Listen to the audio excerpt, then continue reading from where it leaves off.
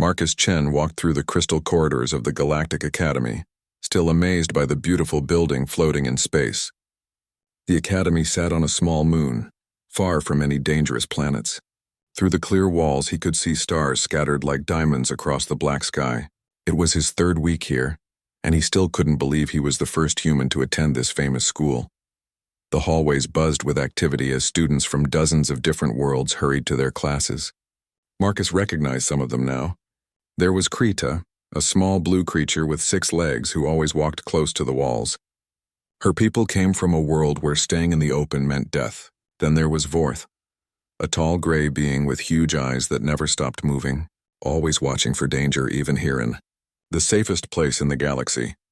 Marcus had been chosen for this program because of his work as a park ranger back on Earth. The Galactic Council wanted to learn about human conservation methods, and humans wanted to learn about alien survival techniques.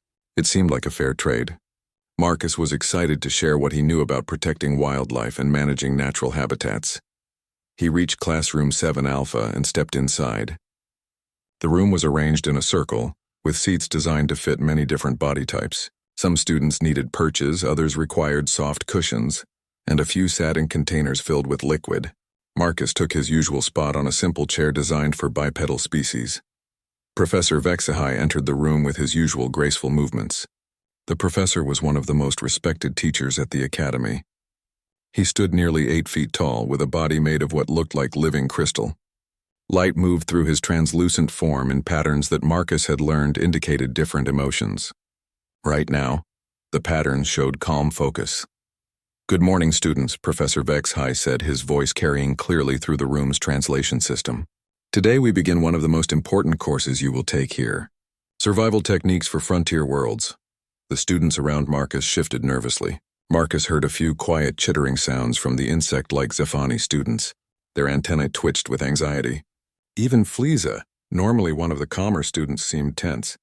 Her furry ears lay flat against her head.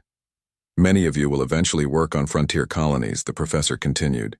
"These are new settlements on unexplored worlds.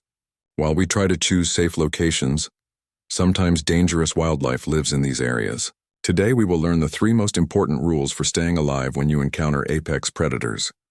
Marcus listened carefully, though he felt a bit confused. On Earth, rangers learned dozens of different techniques for dealing with dangerous animals. Bears required different approaches than mountain lions.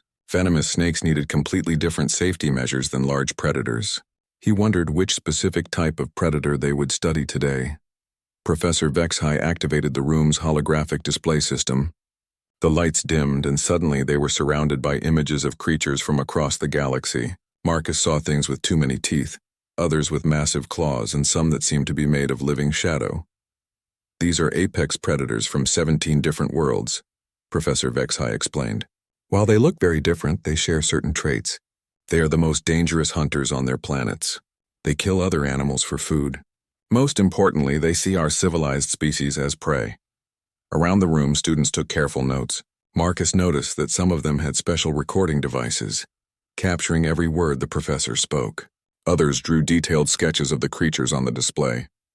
The level of fear in the room surprised him. These were some of the smartest beings in the galaxy, but they seemed terrified of these animals.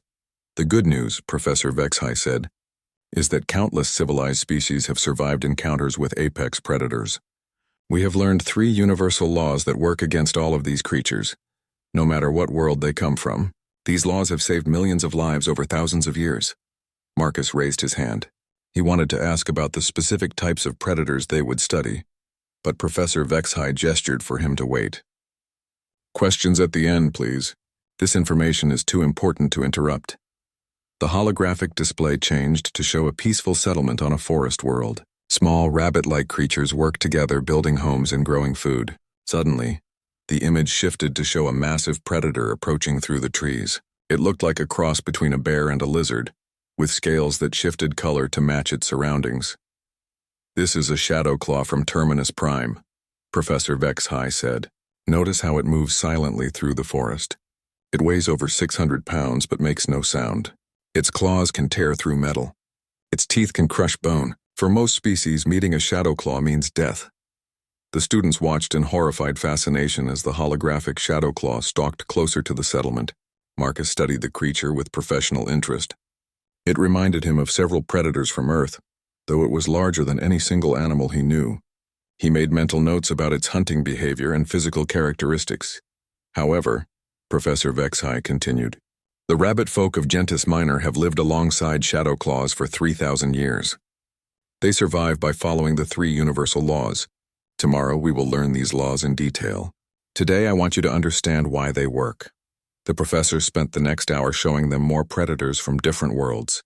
There was the Storm Hunter from Kalo 7, a flying creature with electric attacks. The Ice Stalker from Frozen Prime could burrow through snow and ice to ambush prey. The Void Walker from the Dark Nebula could somehow move through shadows to appear anywhere. Each creature was more terrifying than the last.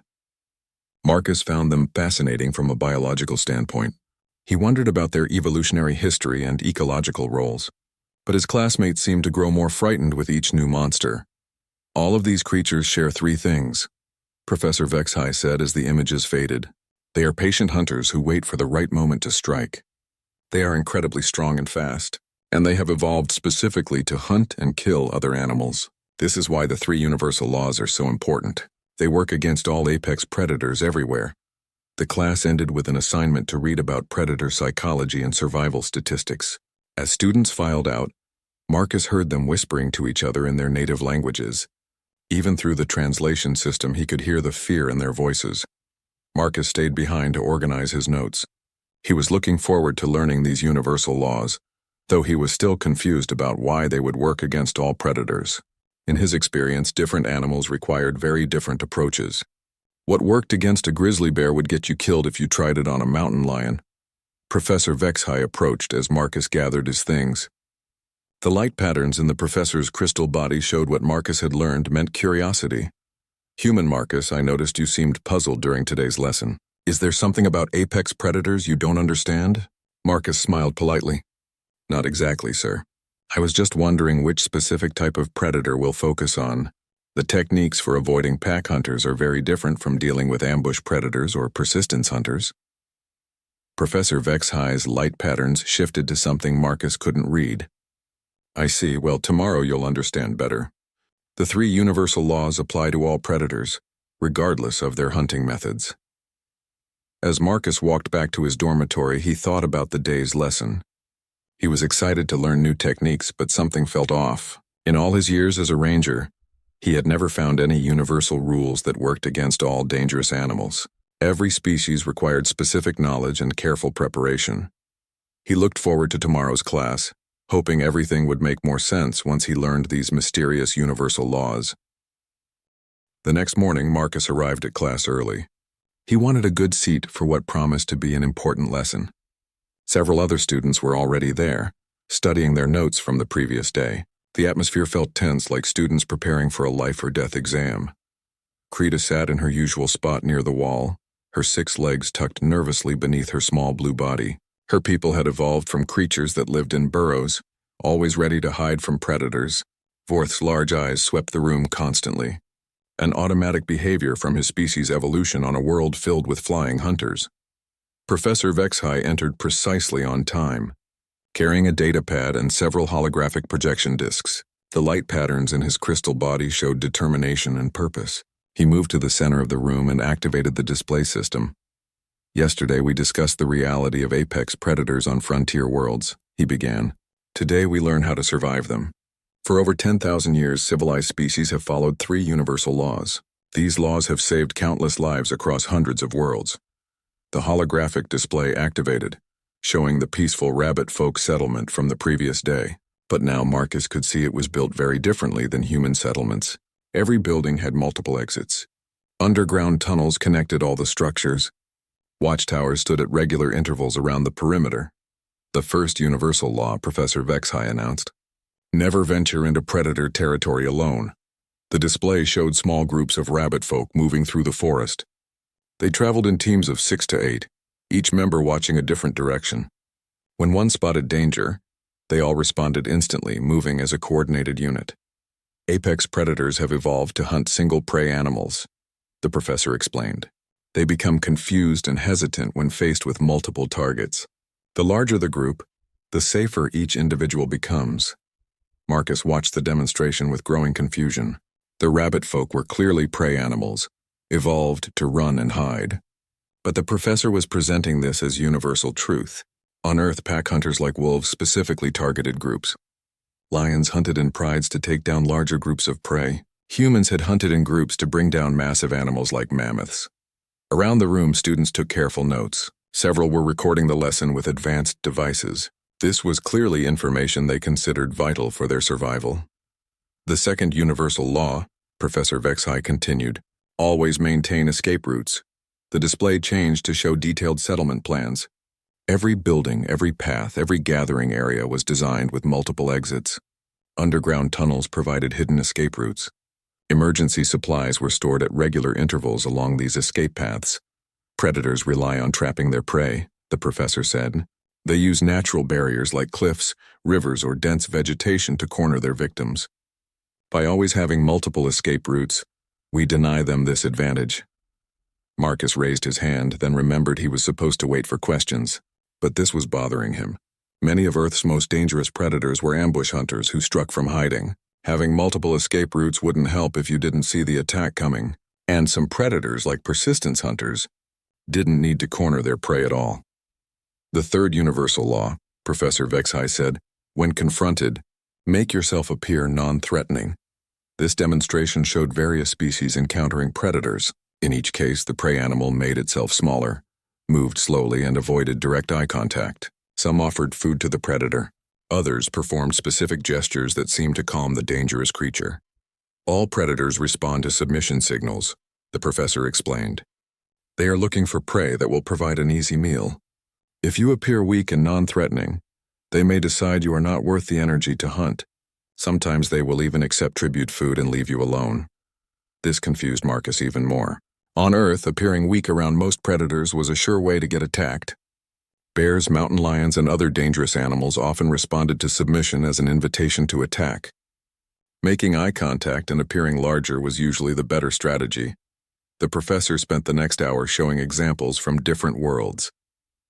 The gentle high of Serenity Prime survived forest devils by traveling in large herds and maintaining elaborate tunnel systems.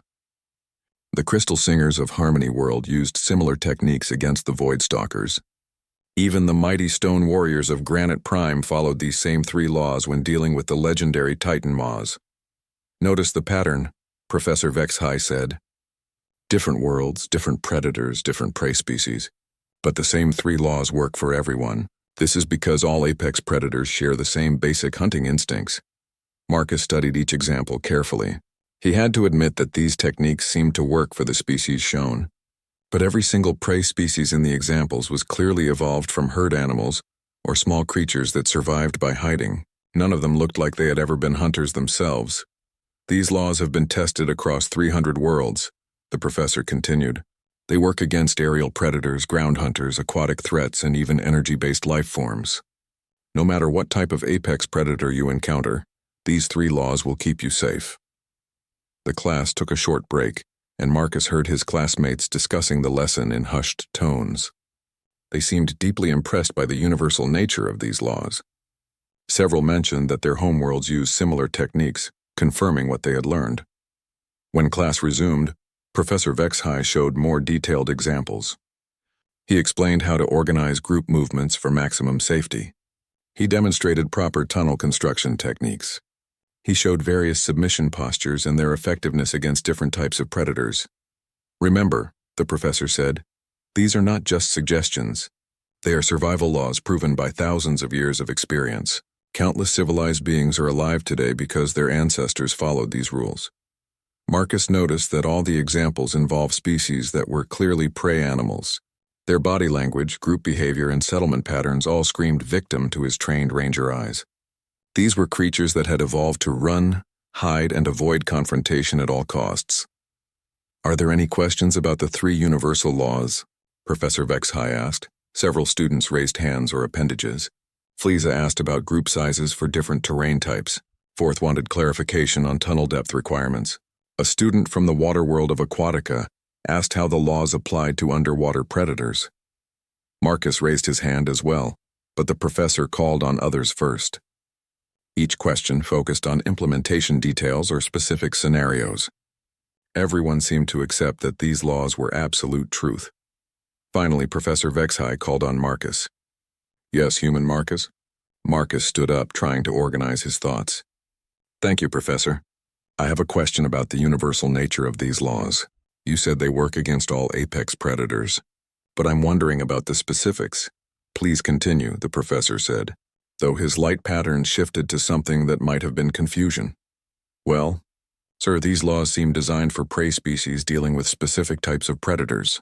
Group travel works well against solitary hunters, but what about pack predators that specifically target groups? And the submission displays, wouldn't those trigger an attack response from predators that see weakness as an opportunity? The room fell very quiet. Marcus noticed his classmates staring at him with expressions he couldn't quite read. Some looked confused, others seemed worried. Professor Vexhai's light patterns were definitely showing confusion now. I'm not sure I understand your question, human Marcus. These laws work against all apex predators. They are universal principles. Marcus felt like he was missing something important. But sir, different types of predators hunt in completely different ways. Ambush predators, persistence hunters, pack hunters, aerial predators, they all require different survival strategies. How can the same 3 laws work against all of them? The professor's crystal body had gone very still. Around the room, students were looking back and forth between Marcus and their teacher. The tension was thick enough to cut. Human Marcus, Professor Vexhai said slowly. Perhaps you could share what you know about predator behavior. Your world must have some experience with dangerous wildlife. Marcus nodded eagerly. Oh yes, sir. Earth has lots of apex predators. That's actually why I'm confused about the universal laws. In my experience, each type of predator requires completely different approaches. He looked around the room at his classmates' expectant faces. Which specific type of predator are we learning to avoid? Because the strategy depends entirely on what kind of hunter you're dealing with. The silence that followed was deafening. The silence stretched on for what felt like forever. Marcus looked around the room, wondering if he had said something wrong. His classmates were staring at him with expressions ranging from confusion to what looked like fear. Professor Vexhai's crystal body had gone completely still, the light patterns frozen in place. Finally, the professor found his voice. Human Marcus, I'm afraid I don't understand your question. We are learning to avoid all apex predators. The 3 universal laws apply to every dangerous predator in the galaxy. Marcus shifted uncomfortably in his seat. He felt like he was missing something obvious, but he couldn't figure out what. I understand that, sir. But which type of apex predator specifically? Because the survival strategies are completely different depending on the hunting method. Could you explain what you mean? Professor Vexhai asked carefully. Marcus stood up, grateful for the chance to clarify. Maybe he could help his classmates understand the complexity of predator behavior. Well, take ambush predators, for example. These are hunters that hide and wait for prey to come close, then attack with sudden, overwhelming force. Great white sharks, crocodiles, big cats like tigers and leopards. He gestured to the holographic display. For ambush predators, group travel doesn't help much because they strike so fast that the group can't react in time. And submission displays are useless because the attack happens before you know the predator is there. The key is learning to recognize ambush sites and avoiding them entirely. Around the room, several students had started taking notes, but their expressions looked troubled. Krita's 6 legs were trembling slightly. Fourth's large eyes had somehow gotten even wider. Then there are pack hunters, Marcus continued, warming to his subject. Wolves, lions, spotted hyenas. These predators work together to isolate and surround their prey. Group travel actually makes you more vulnerable because packs have evolved specifically to hunt groups. They use coordinated attacks to separate individuals from the herd. Professor Vexhai's light patterns were shifting rapidly now, cycling through colors Marcus had never seen before. Human Marcus, are you saying that group travel makes prey more vulnerable to certain predators? Absolutely, Marcus said, pleased that the professor was following along. Pack hunters are some of the most dangerous predators on Earth because they've evolved to overcome group defenses. The Roman military actually studied wolf-pack tactics to improve their own strategies. Several students made soft sounds of distress. Fleeza's furry ears had disappeared completely, flattened against her head. One of the Zafani students was making rapid clicking sounds that the translator couldn't seem to process. And then there are persistence hunters, Marcus continued. These are my personal favorites from a biological standpoint. They don't rely on speed or stealth. Instead, they chase their prey over long distances until the prey animal collapses from exhaustion. He smiled, remembering his studies. Humans are actually one of the best persistence hunters on Earth. We can run for hours in conditions that would kill most other animals. Our ancestors used to chase deer and antelope across the African savanna until the animals literally died of exhaustion. The room had gone dead silent again. Professor Vexhai looked like he might be having some kind of malfunction, his light patterns flickering erratically. Did you just say that humans are persistence hunters? The professor asked quietly. Oh yes, Marcus said proudly. We're probably the best endurance runners on the planet. We can maintain a steady pace longer than almost any other animal. Plus, we sweat to cool down, which means we can keep running even in hot weather when other animals have to stop. He noticed his classmates were staring at him, with what definitely looked like fear now. Had he said something wrong? But humans are civilized, Forth said in a shaky voice. You have technology and culture and art. You're not predators. Marcus laughed. Well, we're predators who developed civilization. Humans have been hunters for millions of years. We only started farming about 10,000 years ago. Before that, we survived by hunting other animals. You hunted other animals? Krita whispered. Of course, Marcus said. How else would we survive? Humans are omnivores, but meat was a crucial part of our diet. We hunted everything from small game to massive animals like mammoths and giant bison. Professor Vexhai seemed to be struggling with something. But the 3 universal laws? Surely humans follow those when dealing with predators more dangerous than yourselves? Marcus thought about this seriously. Well, that's the thing, Professor. There aren't really any predators more dangerous than humans on Earth. I mean, a polar bear or a saltwater crocodile can kill a human. But humans have hunted both species to near extinction in some areas. The professor's crystal body was now cycling through colors so rapidly, it was almost painful to look at. What do you mean there are no predators more dangerous than humans? Humans are apex predators, Marcus explained patiently. We sit at the top of the food chain on Earth. We hunt other apex predators for sport. Some people pay thousands of dollars just for the chance to hunt a lion or a bear. Several students made sounds of horror. One of the Gentle High representatives actually fainted, its small body going limp in its specialized chair. Marcus, Professor Vexhai said very carefully, what do the prey animals on your world do to escape humans? Marcus paused, thinking about this question seriously. Well, most of them can't really. That's why we had to develop conservation laws in protected areas. Humans are just too good at hunting. He gestured enthusiastically. We use tools, we work in coordinated groups. We can track animals across vast distances and we never give up. Once humans decide to hunt something, it's basically doomed unless we choose to let it live. Choose to let it live? Fleeza asked faintly. Right, Marcus said. Modern humans practice conservation. We deliberately limit our hunting to maintain animal populations. It took us a while to figure that out, though. We accidentally drove a lot of species extinct before we learned restraint. The room erupted in quiet chaos. Students were whispering frantically to each other in their native languages. Some were reaching for communication devices. Others looked like they were preparing to flee. Professor Vexahai raised one crystalline arm for silence. Human Marcus, let me make sure I understand. Humans are apex predators who have hunted other apex predators to extinction? Not extinction, Marcus corrected. Well, not usually. We drove some species extinct by accident, but mostly we just reduced their populations until we realized we needed to be more careful. That's what conservation is all about. And humans developed these conservation laws voluntarily? Yes, sir. We realized that if we kept hunting everything without limits, we'd run out of animals to hunt. Plus, we started to understand that ecosystems need predators to stay healthy, so we created protected areas and hunting quotas. Professor Vexahai was quiet for a long moment. So human civilization includes the concept of voluntary restraint from hunting? Exactly, Marcus said, pleased that the professor understood. We could probably hunt any animal on Earth to extinction if we wanted to, but we choose not to. That's what makes us civilized. The professor turned to address the class, but his voice sounded strange. Students, I think we need to reassess our lesson plan. Human Marcus, could you tell us more about these different types of predators you mentioned? Perhaps we could learn from human techniques for dealing with them. Marcus brightened considerably. I'd be happy to help, Professor. Which type would you like to start with? We could cover ambush predators, pack hunters, persistence hunters, aerial predators, aquatic apex species, or venomous ambush specialists. How many different types of apex predators exist on Earth? Professor Vexhai asked weakly. Marcus thought for a moment. Well, that depends on how you categorize them. If we're talking about broad hunting strategies, probably 8 or 10 major types.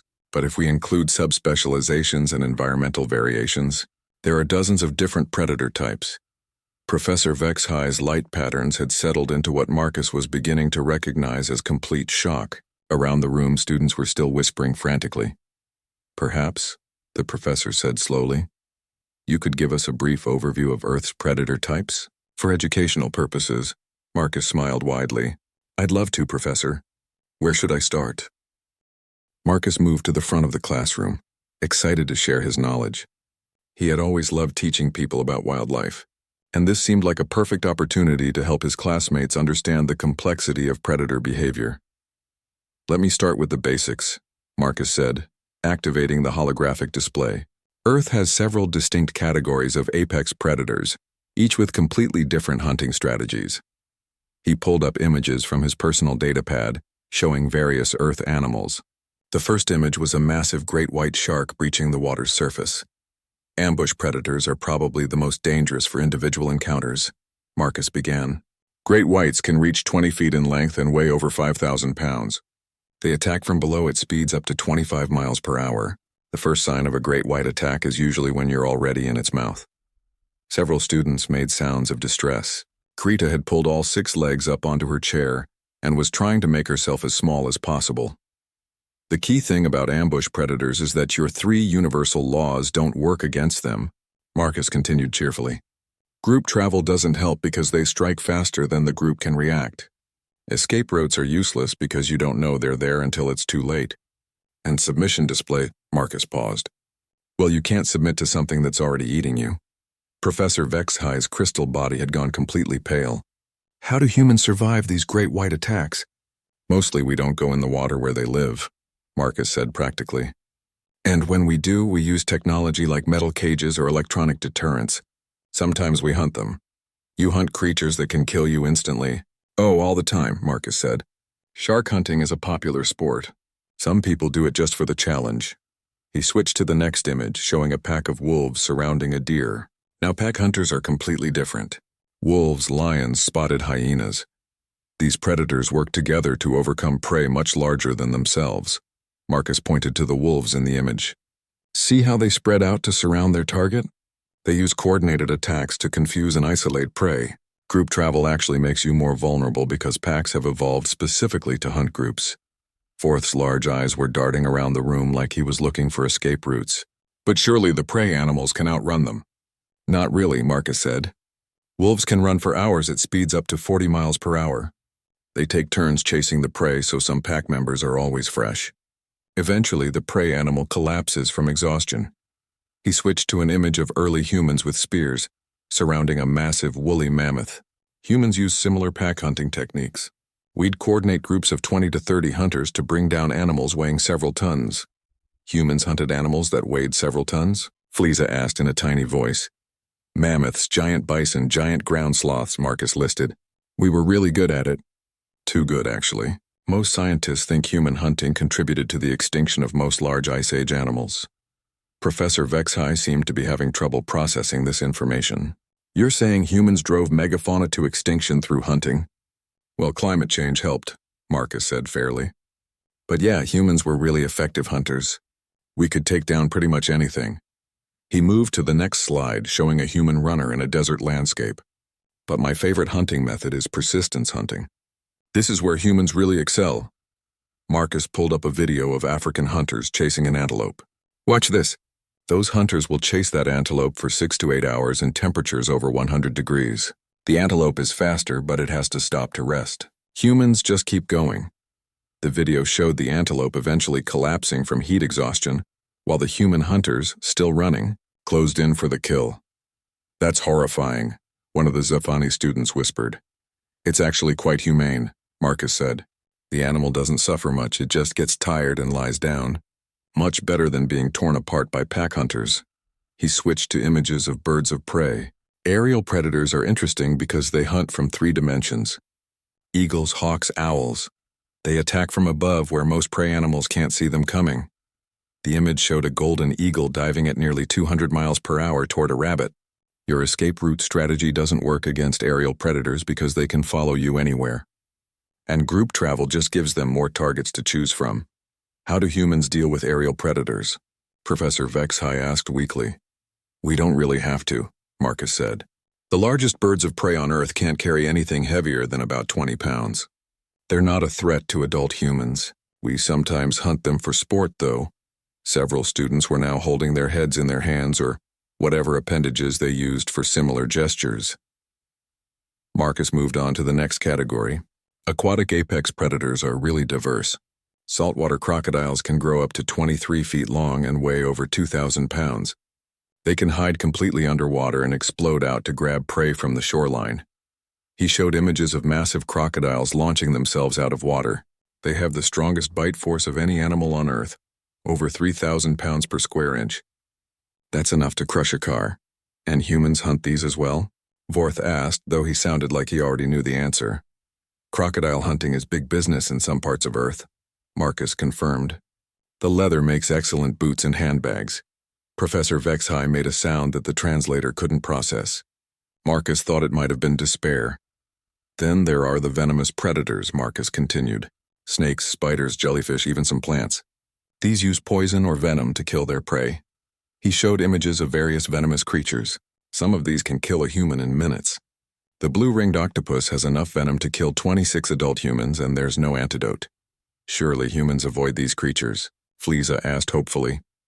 Some people keep them as pets, Marcus said. There are whole communities of people who collect venomous snakes and spiders. They call themselves herpetoculturists and arachnoculturists. The room fell silent except for the sound of one student quietly weeping. Oh, and I almost forgot about the omnivorous apex predators, Marcus added. Bears are probably the best example. They're not specialized hunters, but they can kill almost anything when they want to. He showed an image of a massive grizzly bear. Grizzlies can weigh up to 800 pounds and run 35 miles per hour. They can smell food from 20 miles away. Their claws are longer than human fingers, and their bite force is over 1,000 pounds per square inch. And your people's response to these creatures? Professor Vexhai asked, though his voice sounded hollow. We turn them into teddy bears, Marcus said cheerfully. Children sleep with stuffed toy versions of bears. We also hunt them, but mostly we just avoid them. Bears generally don't want to bother humans unless we get between them and their food. He paused, thinking. Oh, and there are the truly unusual predators. Plants that eat animals. Parasites that control their host's behavior. Deep-sea creatures that use bioluminescence to lure prey. Earth has some really creative evolutionary solutions. Marcus looked around the room at his classmates' horrified faces. The thing is, all of these predators coexist on the same planet. A human going camping might encounter bears, mountain lions, venomous snakes, and aggressive insects all in the same weekend. And humans do this voluntarily? Professor Vexhai asked. Camping is one of our most popular recreational activities, Marcus said. Millions of humans go camping every year. We call it getting back to nature. Professor Vexhai was quiet for a long moment. Finally, he asked the question everyone was thinking. Human Marcus, in all of these examples, what do the prey species do to escape humans? Marcus thought about this seriously. Well, that's the problem. Most prey animals on Earth didn't evolve to deal with human hunting methods. We use tools, we work in coordinated groups, we can track animals for days, and we never give up. Plus, we can adapt our strategies in real time. He gestured to emphasize his point. An antelope might escape a lion by running faster. But it can't outrun a human with a spear who's willing to chase it for 8 hours. A fish might escape a bear by swimming to deep water, but it can't escape a human with a net or a fishing line. So prey animals on Earth have no effective defense against humans? Not really, Marcus admitted. That's why we had to develop conservation laws. Without voluntary restraint, humans would have hunted everything to extinction centuries ago. The implications of this statement seemed to settle over the room like a heavy blanket. Students were staring at Marcus with expressions of pure terror. Professor Vexhai spoke very quietly. Human Marcus, you said earlier that humans are apex predators. Could you explain what that means in the context of Earth's ecosystem? Marcus brightened. Sure. Humans sit at the very top of the food chain. We don't have any natural predators as adults. Instead, we hunt other apex predators. We're basically the apex predator of apex predators. The silence that followed was deafening. The silence stretched on until it became uncomfortable. Marcus looked around the room, wondering if he had said something wrong. His classmates looked terrified, and Professor Vexhai had gone completely still, his crystal body showing no light patterns at all. Finally, Fleeza spoke in a voice barely above a whisper. Marcus, when you say humans are the apex predator of apex predators, what exactly do you mean? Marcus was happy to clarify. Well, humans hunt other predators that are themselves apex predators. We hunt lions, bears, sharks, crocodiles. Basically anything dangerous. Some humans even seek out the most dangerous animals specifically because they're dangerous. They hunt dangerous animals because they're dangerous? Forth asked, his large eyes wider than Marcus had ever seen them. It's called trophy hunting, Marcus explained. The more dangerous the animal, the more prestigious the kill.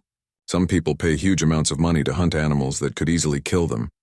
Professor Vexahai finally found his voice, though it sounded strained.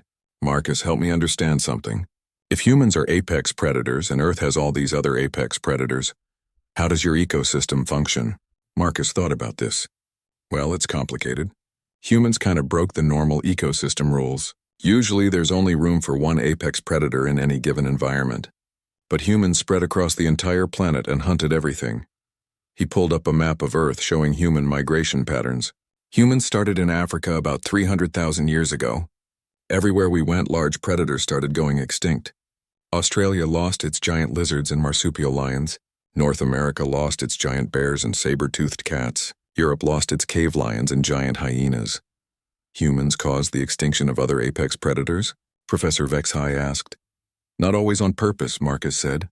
Sometimes we hunted them directly. Other times we just outcompeted them for prey. Humans were so good at hunting that other predators couldn't find enough food. He switched to images of modern nature preserves.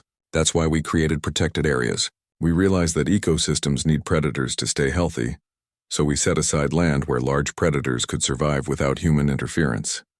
Krita made a small chittering sound. You created reservations for other predators? Exactly, Marcus said, pleased that someone understood. National parks, wildlife preserves, marine sanctuaries. We deliberately limit human access so other species can survive. But humans could eliminate these protected predators if they wanted to? Forth asked. Marcus nodded. Absolutely. But we choose not to. That's what conservation is about. Voluntary restraint from a superior predator. The room fell silent again as the full implications sank in. Marcus noticed several students were quietly recording the conversation, probably for their governments or academic institutions. Professor Vexhai seemed to pull himself together. Marcus, I need to ask you something very important. When humans encounter other species for the first time, what is the typical response? Marcus thought about human history. Well, it depends. If the species is useful, we might domesticate them. Dogs, cats, horses, cattle. We turned other species into partners or food sources. If they're dangerous, we usually hunt them until they're no longer a threat. And if they're intelligent? Marcus paused, considering this carefully. That's more complicated. Humans have a bad history with that. When different human groups met for the first time, it often led to conflict. But modern humans have developed better diplomatic approaches. What about species that are intelligent but not human? We don't really have any on Earth, Marcus said. Dolphins and whales are pretty smart, and some apes can learn sign language. We protect those species now, but it took us a while to recognize their intelligence. Professor Vexhai exchanged glances with some of the other students. Marcus could see silent communications happening through gestures and color changes.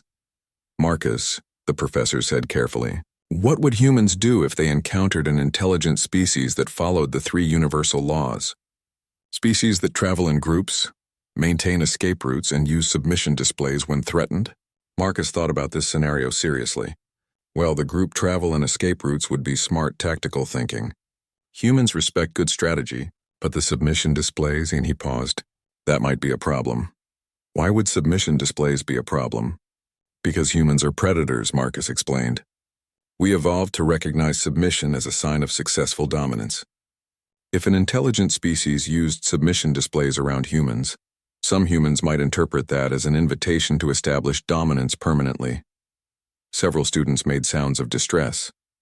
One of the Gentle High representatives had gone completely pale. But surely modern humans would recognize that behavior as peaceful intent? Professor Vexhai asked hopefully. Marcus nodded. Most humans would, yes. Modern human culture values cooperation and mutual respect, but it would take time to establish proper diplomatic protocols, and there would always be some humans who saw submission as weakness to be exploited. So the 3 universal laws that protect prey species from predators would actually make intelligent species more vulnerable to humans? Probably, Marcus admitted. Humans respond better to displays of strength and confidence. We respect other predators more than we respect prey animals.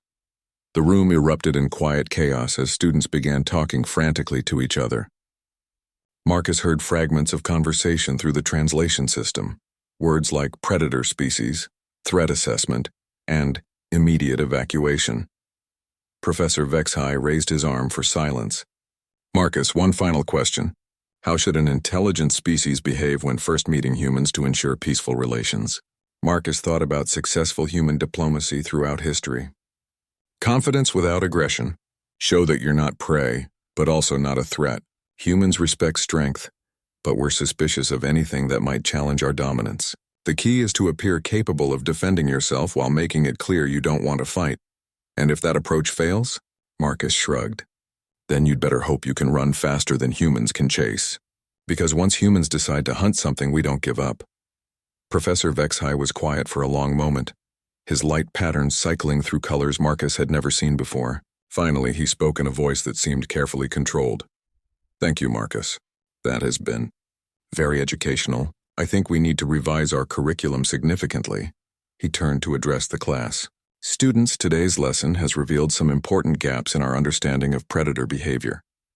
We will be suspending regular classes while we reassess our teaching materials. Several students were already packing their belongings with urgent movements. Others were sending rapid messages on their communication devices. Oh, Professor, Marcus said, raising his hand. I was wondering if you'd like me to prepare a presentation for next week's class.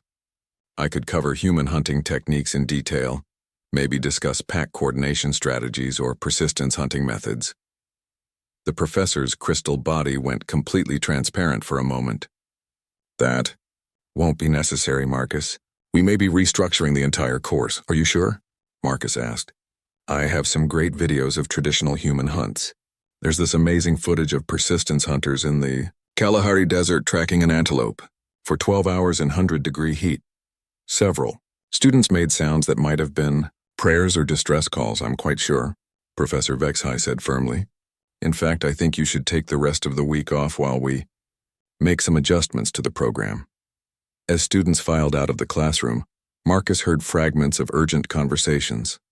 Words like reclassification, threat level, and immediate consultation kept coming up. Marcus gathered his notes, feeling somewhat confused about the day's events.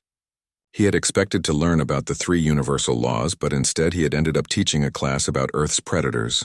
Still, it had been fun to share his knowledge, and his classmates seemed very interested in human hunting methods. As he walked toward the door, Professor Vexhai called out to him. Marcus, could you do me a favor? Please don't discuss today's lesson with anyone outside this class until we've had time to process the information. Of course, Professor, Marcus said cheerfully. Should I still prepare for next week's class on advanced survival strategies? Professor Vexhai's light patterns flickered in what Marcus was beginning to suspect might be panic. Let's table that discussion for now. As Marcus left the classroom, he passed several students huddled around communication devices, speaking in urgent whispers to what sounded like government officials or academic supervisors. Behind him, he heard Professor Vexhai activating what sounded like an emergency communication system. The last thing Marcus heard as the door closed was the professor's voice, uncharacteristically urgent. Priority message to Galactic Academy Administration and Interspecies Council. Subject: immediate species reclassification required. Classification level: apex predator. Species human. Threat assessment. Critical review needed immediately. Marcus walked down the crystal corridors toward his dormitory, wondering why everyone seemed so excited about basic predator behavior. All he